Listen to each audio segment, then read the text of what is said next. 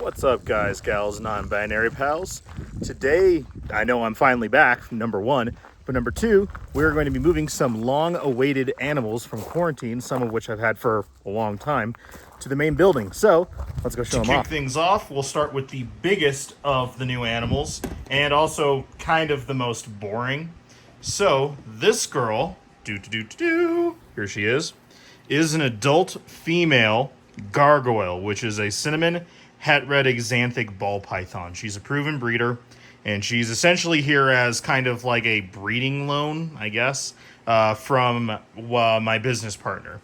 They have a lot of different ball pythons. They have a limited amount of space. I have a limited amount of space, so instead of like the 30 that he wanted to essentially say, here, you take over breeding these, limited to just a couple, and this is one of the last ones that wasn't in the first big group that I showed off a while ago. This girl is, like I said, it's kind of the most boring, I guess, but she's a pretty good looking gargoyle in general. I don't know too much about the het red exanthic, so I'm learning more and more every time I'm at his place. In addition, he wants to work on a lot of dark projects. He wants to have a lot of bamboo projects, and it's stuff that I'm also really interested in as well. So stuff like my bamboo, the leopard Mojave, stuff like that. That's probably what will be paired to this girl once a few more meals get into her, once she gets a little bit more established, and we'll probably start pairing her probably around November, December. We'll see. We're still going to be doing very limited ball python projects, but she's definitely going to be one of them. Next up is one that I've had for a while, but it's had to restart the quarantine time every time we get a new animal, even though we actually haven't gotten that many animals this year, at least compared to a lot of other ones. This is we're pretty sure, male Mexican pine snake, or Pituophis depijani.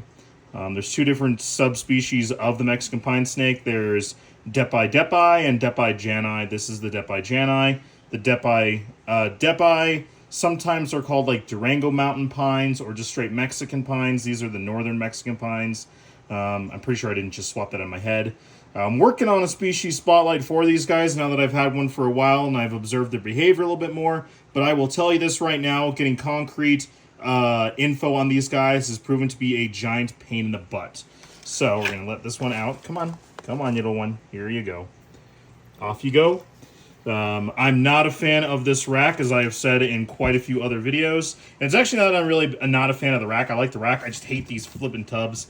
I don't like the little disc. I want a bigger water dish, and I would like a semi-clear thing so that way they can actually have a real photo period, even if they can't have UVB. But it is what it is. Desperate kind for desperate measures.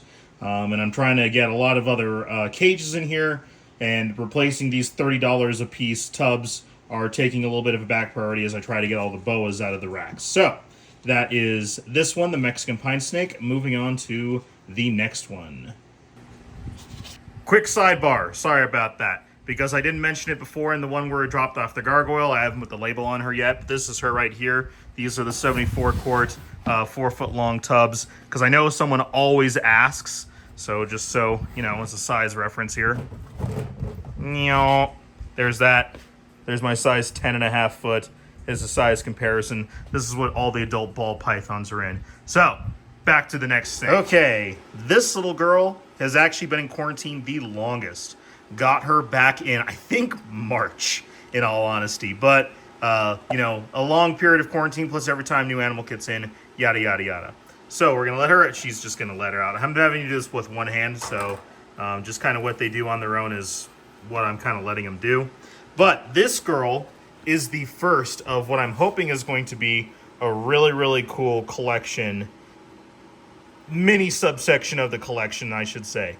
This girl is a 2023 female Escalopian snake. Come here. What are you doing, silly girl? Come here. Here, where is she? There we go. Here she is. There we go. Escalopian snake. Now, when you first look at their name, although she's just going to rebury again, which is whatever, it's fine. Let's talk about it really, really quick. Escalopian snake hold a really cool, interesting history, both in the herpetile field as well as in general. If you guys ever look at like the logo for, there's our little tail going, of the medical fields and stuff like that, and you see those snakes that curl around that pole, That's the Esculapian snake. These are the snakes that come from, these are European rat snakes. They come from parts of Greece and other areas like France and Spain and things. They're one of the longest snakes in Europe. They can get lengths of over 6 feet.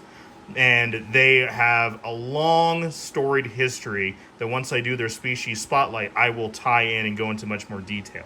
But this is a really, really cool species of large European rat snake. And when I alluded to that first part of saying that hopefully she's the first part of a big subsection, I would love to have a really cool group of pairs or trios of multiple species of European rat snakes. Esculapians, ladders, leopards, four lines. That's what I really love to do. And maybe even Cyndions, but I would probably end up wanting particular localities versus the really, really fun morphs and such. But the Esculapians, the ladders, and the leopards will probably come first. Moving right along. This little boy is really cool. So we're going to put that there. Nope, nope, stay. Nope, nope, nope, nope, nope, nope, nope, nope, nope, nope. Stay in there. Stay, stay, stay, stay, stay. Okay, we're good. This little boy is a Bandero County Baird's rat snake. So for all of my North American colubrid and rat snake people, you know exactly what that means, and that's what this guy is going to eventually look like. For the ball python people and the not so familiar with North American rat snakes, what are you doing? What are you doing, Steely boy? These guys are sometimes known as the metallic rat snake. They go through an incredible oxygenic change. Like a lot of rat snakes, they lose those little saddles, and eventually they turn into one of the most striking and unique looking snakes, naturally occurring morphology that you would ever see. So stay looking forward and stay tuned to, and he's just going to bury, which is totally fine. That's why we have the substrate, for them to bury and for them to feel secure. But this is going to be an amazing looking snake over the next 1.5 to 2 years. It's going to look absolutely entirely different, and I don't want to spoil it for you. So, but if you want to go up and look up Baird's rat snakes, you absolutely should do that. But I'm not going to spoil it just yet. It'll be a really fun reveal as we sit here and actually track its change over the next 1 to 1.5 years. Last on the list. Come here, you.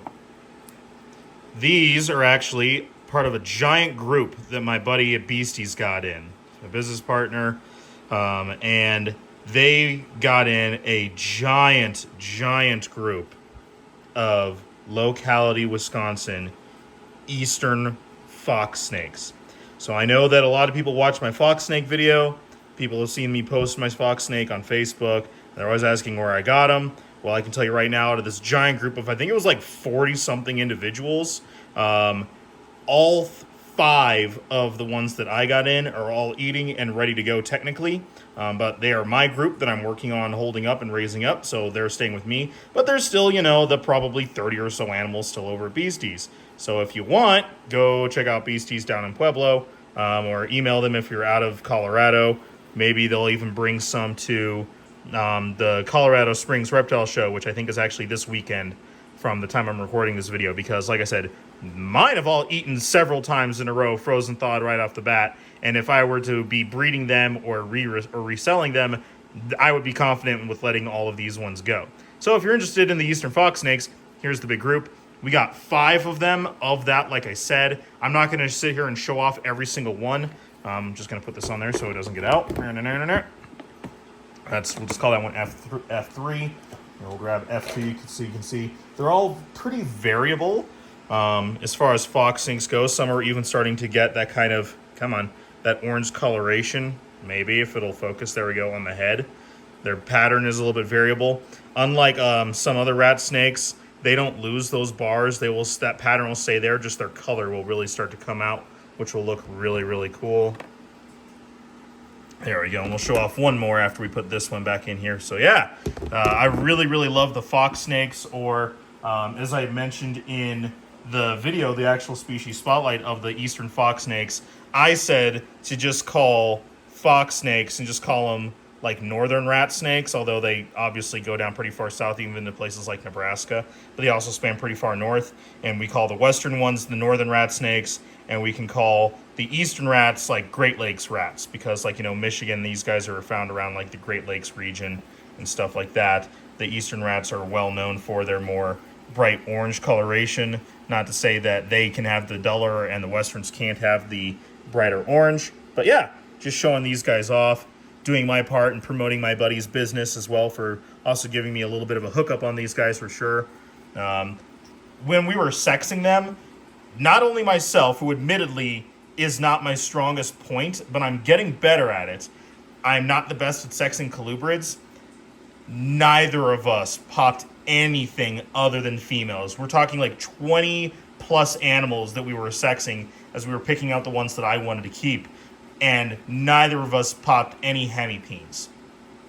Little on, as he worked with them a little bit further, he actually found that he did produce them. You just have to really work them to get in there, which actually is corroborated by my friends at Remus Herps, who do a lot of specialty and locality North American colubrids, including Western fox snakes, who I remember, that's what he said, that they are a big pain to sex, and it's a lot, and that seems to be the case with these guys too.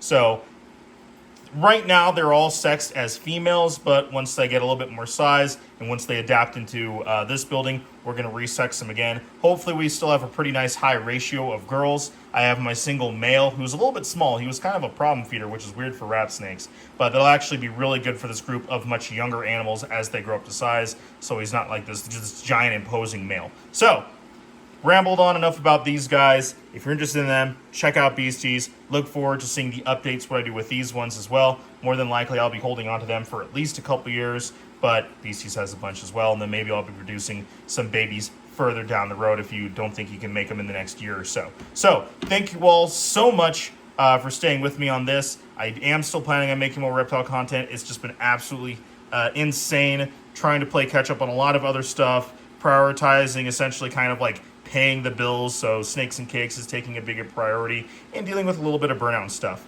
I am thinking about doing another Q&A video, so if you guys have any questions, please let me know down in the comments. You can email me, all of that jazz as well. Again, stay tuned for more really cool stuff that I have coming down the way. If you guys are in Colorado, make sure to check us out at least the next couple reptile expos that are going on in Colorado. I think there's like 4 or 5 between two or three different venues, as well as there's going to be one in Cheyenne again too, which we may or may not be attending. I didn't produce that many animals this year, so I may not even have enough to go vend that one. But either way, thank you all so much. Hope everyone's having a great day, and we'll check you next time.